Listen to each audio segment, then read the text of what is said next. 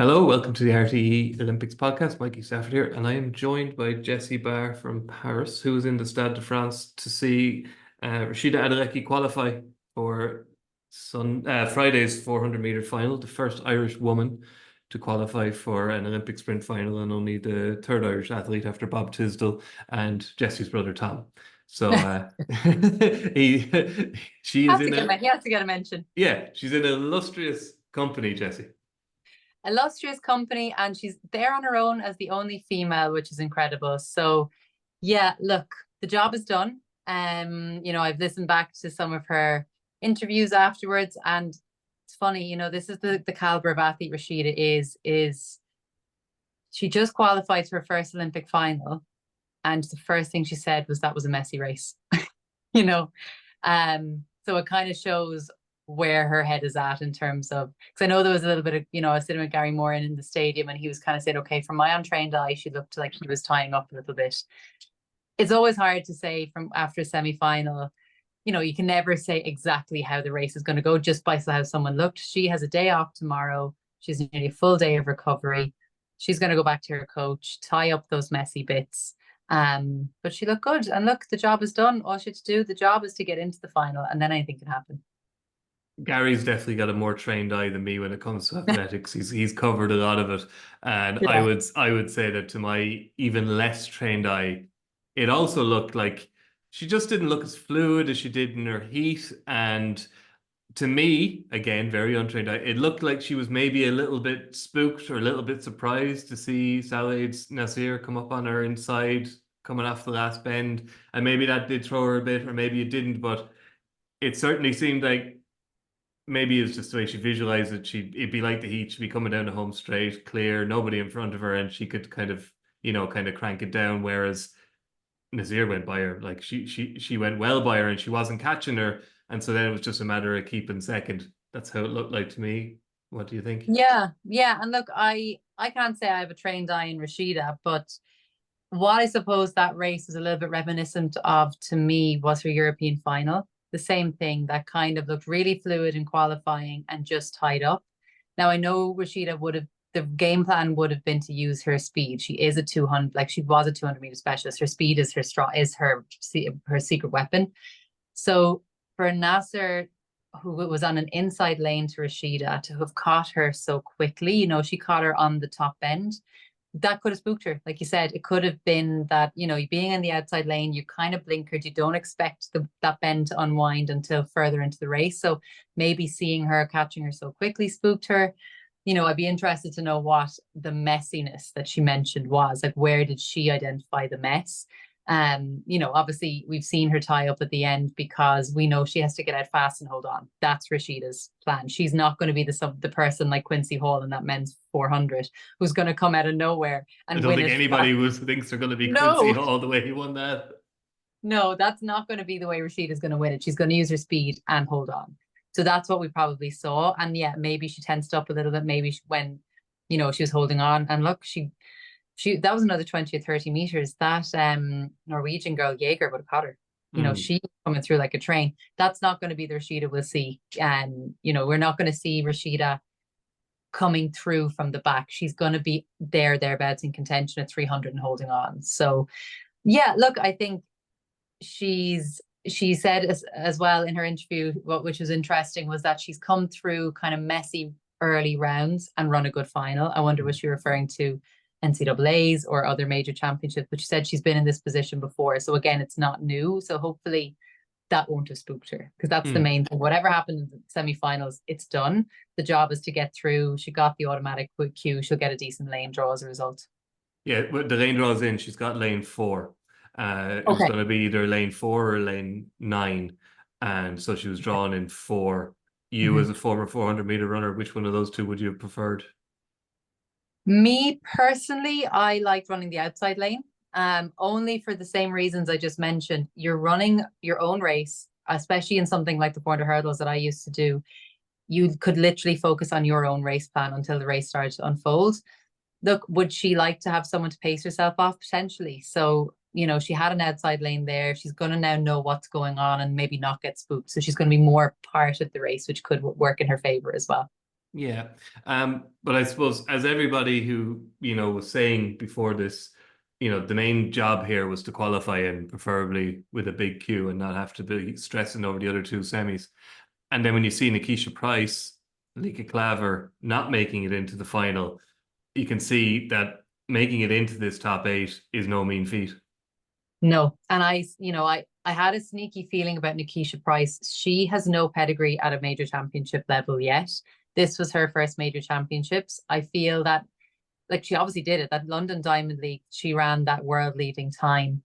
That was a bit of an out of nowhere. To replicate that and do it at a major championships is a very different story. So, and look, someone as experienced as Lika Klaver, who's been in has been in two world finals, to not make it through in the fashion she did. Yeah, it just goes to show the standard of athletes. And then you have someone like Naser coming in third fastest of all time and is coming back looking like she's shaping back into that form as well. Like, it's going to be a blisteringly fast final potentially.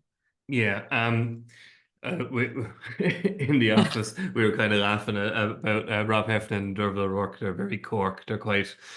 Okay. They like to drown you in a bit of realism every now and again, and they're kind of Yeah. saying, if she, better than sixth in this final would be a good result for Rhasidat, which I don't think is what the nation wanted to hear. But they were saying that, look, Marileidy Paulino and on that performance, Salwa Naser are probably a little bit ahead of the rest of the field. So, realistically, perhaps Rhasidat is running for third. Granted, it's championship running, anything can happen. But on the form of the semi-finals, it's hard to look past those two as the contenders for gold. Yeah, I mean, Marley, like Naser is a question mark. She's only just back. She's only been back for a year since her 2-year ban. So we know what she can do. She hasn't been in a major championship since 2019 when she won it. And it was a bit of a surprise when she did. She kind of came out of nowhere, a little bit in the fashion she did today. Paulino, on the other hand, is very accomplished. She's a world champion from last year, has silver medals at world level, is a 48-second, mid to 48-second runner.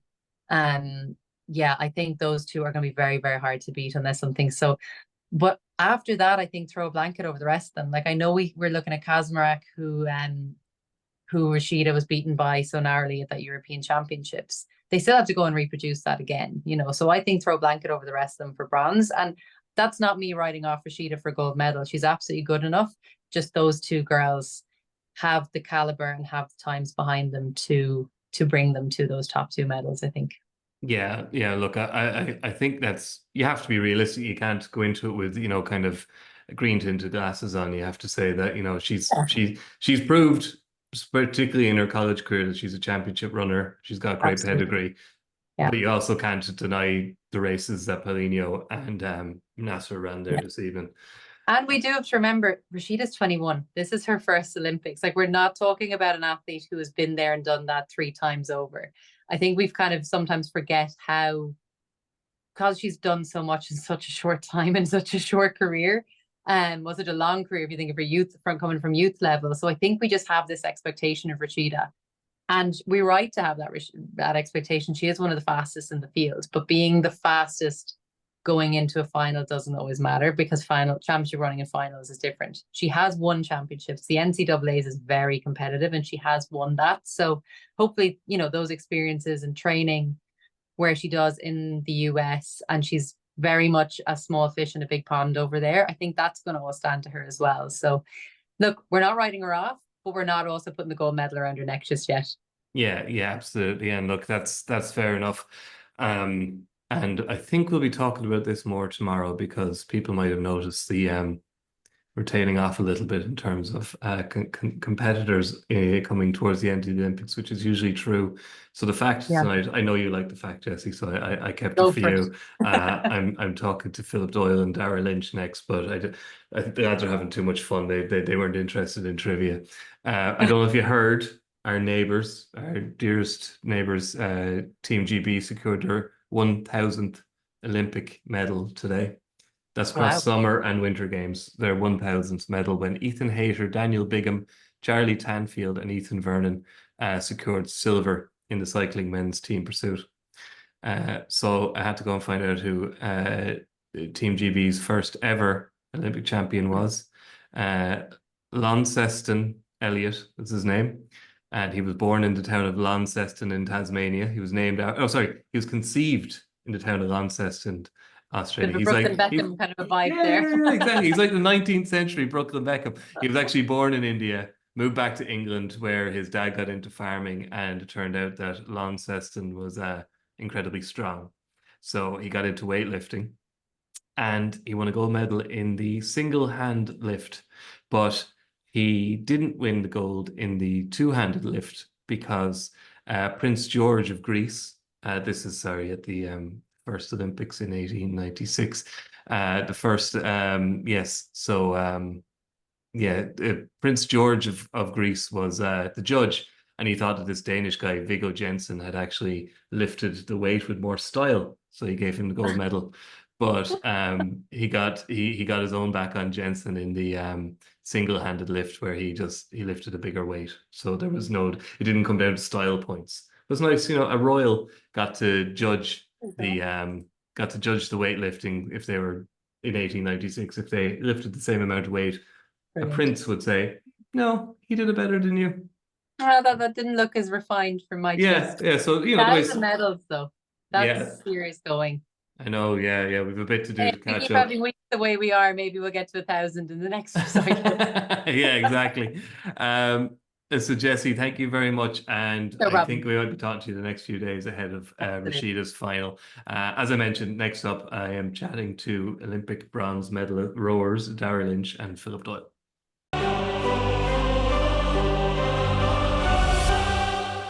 I'm delighted to be joined by Olympic bronze medalist Philip Doyle and Daire Lynch from the Irish Cultural Centre in Paris. How are we getting on, lads? Good, yeah. How are you? I'm not too bad. I'm not too bad. Olympic bronze medalists. Have you got your head around that yet? It's been just about a week. Is it sitting well with you?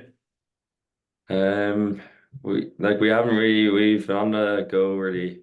Like today, I didn't realize it's nearly been a week since we actually won that medal. It feels like 2 days ago. Haven't been getting too much sleep for like the days have just been flying by. So I'll say it won't be till we get home till it actually hits us because it's quite busy over here. That's And what I yeah, like to still, hear. still taking our time to look through all the messages we got and all that stuff too. Good stuff. Philip, will you be slipping home on a flight and getting a bus back to your house like the two lads from Cork are planning or doing, or are you going to hang around for the proper homecoming? The plan is to hang around and head home with everybody. I know Finton's actually coming back to Paris to join us. They're not slipping home for a quiet homecoming at all. He wanted to go to a Taylor Swift concert in Austria, so he slipped home to get a flight from Dublin to Vienna. So he'll be back with us for a bit of crack, and we go to the closing ceremony together. But and Paul has a World Championships in Canada, so he just wants to keep the training going. So.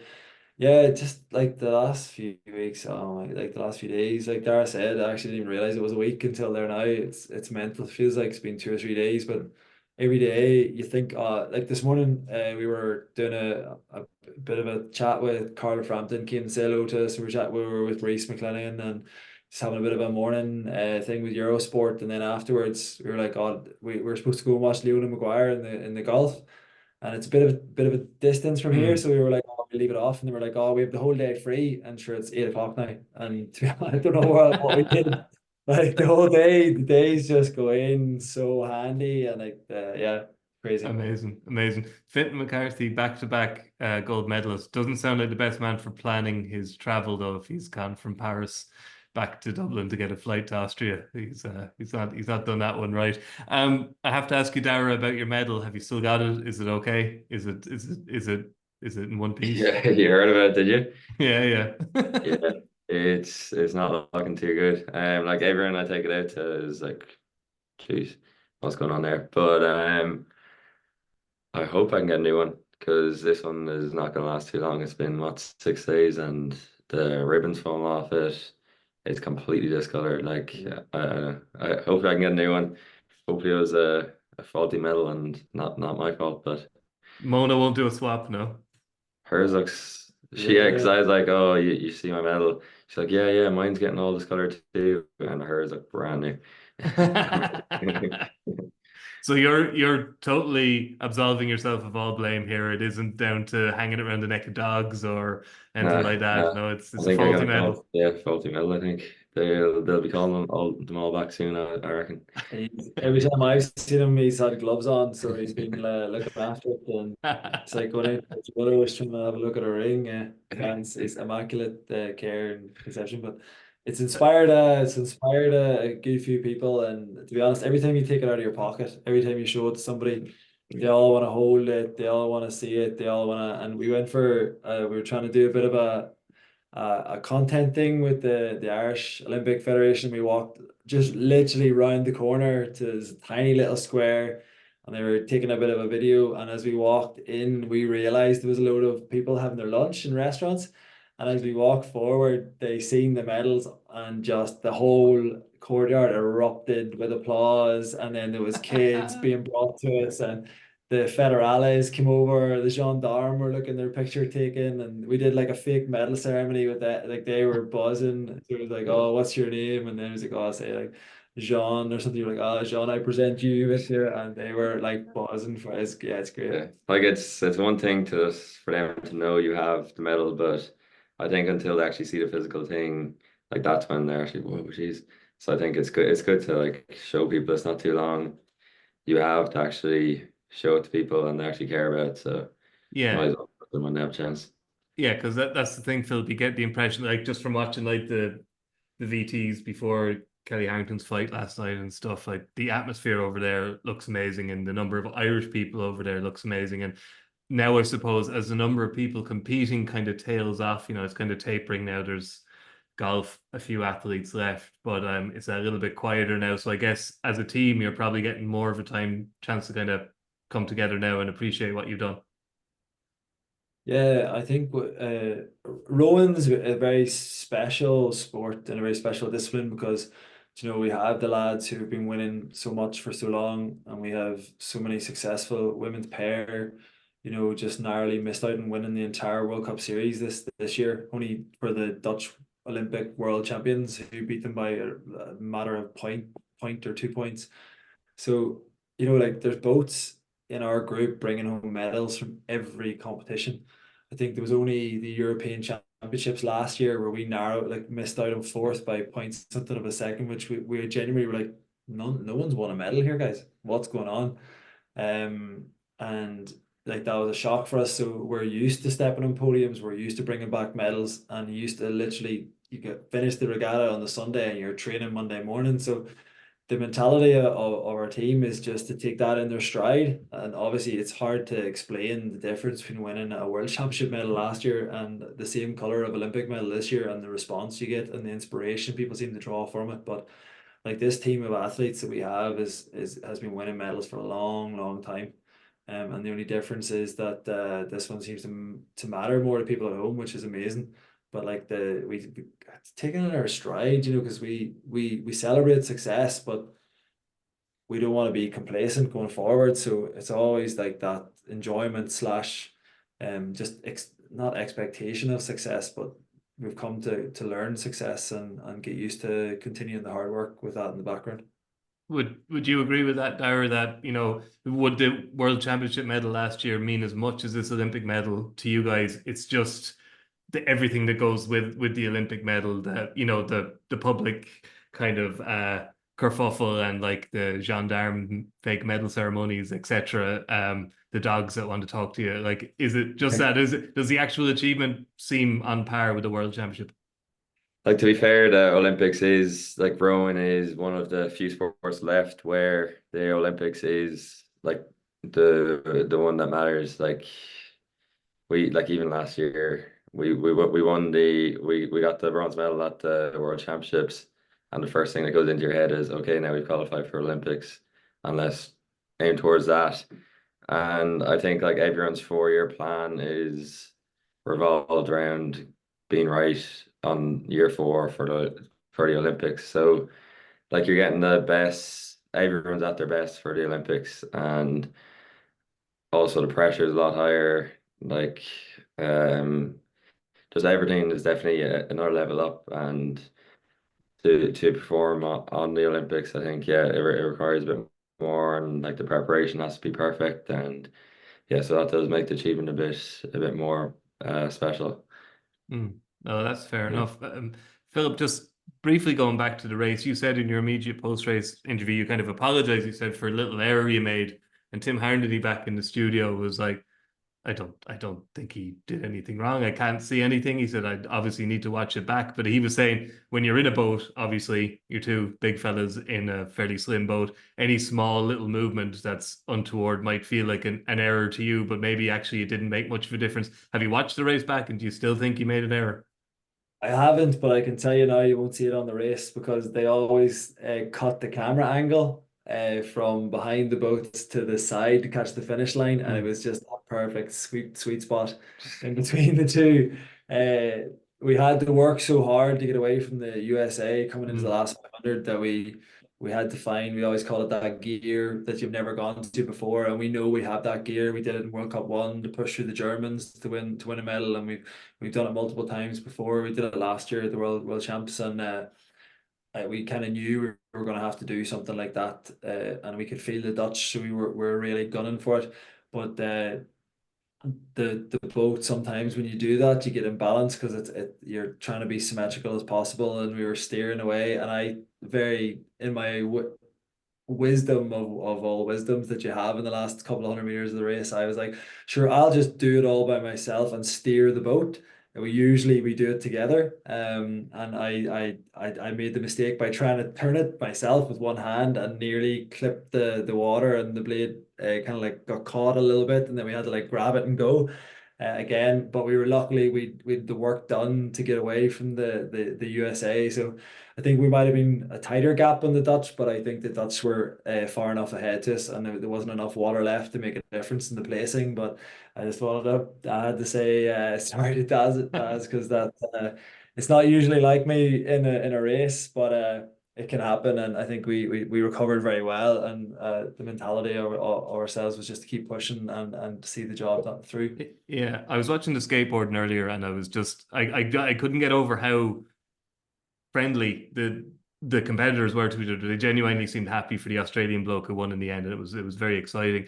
You guys obviously maybe not to the same level, but you seem to get on well, Daire, with the guys you're competing against. Like just when you were doing your first interview with David Gillick after you'd won the medal, you were like, kind of embracing the Dutch crew. I'm wondering, have you been talking to the Romanians since and kind of asked them where that came from? Because you seem genuinely surprised that Yeah, they I managed saw to that. keep that pace. To be honest, when we were at the Eurosport thing today, it was my first time seeing the race back on the screen. I think for the whole like 30 seconds after he crossed the line, I was just staring at the Romanians what just happened. But yeah, that's strange. I've never really spoken to the Romanians, but most of the English speaking teams, like you'd be pretty good friends with them. The Dutch, a lot of the teams are coming to the Irish house over here too. Like that's the only, I think it's one of the only places that actually stays open late. So every night around 12 o'clock, you see all these big fellas rolling in. But also like there are 12 people from my college who are rowing at the Olympics too. So there'll be a huge group, and then obviously all of our friends from college too then came over because there is such a big group. So yeah, like it's a very tight community. Like there's not that many boats that get to race the Olympics and rowing. That's getting less and less every year. So like the few boats that are here, you would know them pretty well, and definitely after the racing, I think everyone kind of comes together as rowers, and like we all go out together and that sort of stuff. So it's a good community, yeah. Yeah. You've recovered obviously there because we were even before you did your interview where you admitted you weren't feeling well. Those of us in the office, we were watching the medal ceremony and said he's not well, lads. He's as white as a sheet. Does that happen to you often, or was this just like Oh no, you yeah, absolutely emptied yourself for an Olympic final?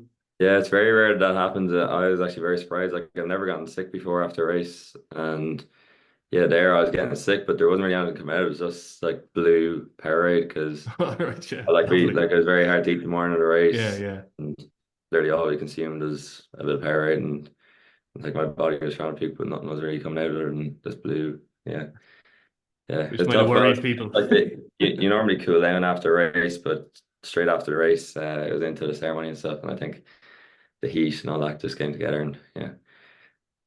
Oof. So what next then, Philip? You guys obviously are enjoying yourselves and very deserved. Don't know if you're keeping the calorie intake up. When do you get back to training? When's the next meet, or are you not kind of thinking about that yet?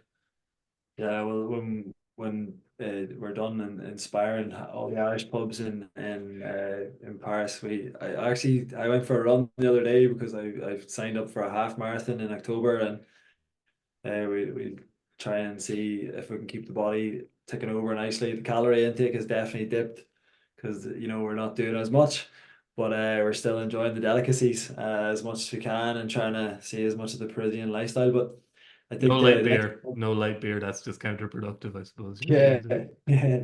But they love the wine here, so but the next few months, to be honest, is it's rowing so intense. It's 6.5 days a week. It's away from your family. It's down in Cork, and Dara's girlfriend's based over in New York, and my girlfriend's back up north at home. So just a couple of weeks of celebrating with family, friends, seeing people we haven't seen for months, and showing them the medal and saying, look, it was, I went off to do this and I've done it. So let's enjoy and celebrate together, and then make a decision about when to come back to training and how hard over the next few months. But like, we'll not. This man is the hardest worker I've ever seen on the machine. So I'd say he'll be churning out the miles on the bike or some kind of fitness over the next few weeks. And you don't want to let it dip too much, even for your own physical health and fitness. But yeah, definitely a few weeks of enjoyment and a lighter load over the next while. I need to learn how to swim. So I'll be working that out over the next So weeks. you don't know how to swim? Well, I can swim, but I need to learn how to Oh, properly swim because for a man who spends that much time in a boat, I was going to say it would be an interesting development if you didn't know yeah, how to well, if you're swim. spending time in the boat, but you're in the water more than you're in the boat, you should be worried. I know, but it can happen. It can happen. I was wondering. And yeah, You're a hard worker, Daire. I was wondering. Gavin Noble told me he had to get a rowing machine over to the cultural centre for Paul Yeah. for the days after his final. Have you been on that? Is there one there? Have you been using it? Because Paul's going off to the world champs, so he's going on that. Nah, I won't do that. I think, to be honest, it's good for you to have a week or two anyway, where you like. I think in the long term, it's actually better for your fitness if you do take that week or two, because you can't just keep going all the time. So yeah, not yet, but maybe if I do, like you get back into by running or swimming or cycling or whatever, like do something a bit different for a month to keep the mind fresh. Yeah. Yeah.